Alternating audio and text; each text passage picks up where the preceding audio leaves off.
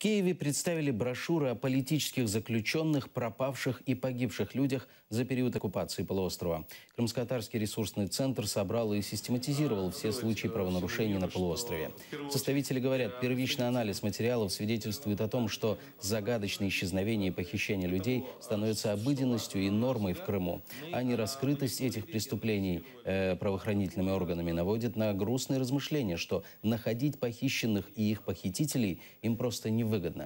Сейчас в Крыму оккупант действует так, что каждый украинец чувствует, что он может стать следующей жертвой.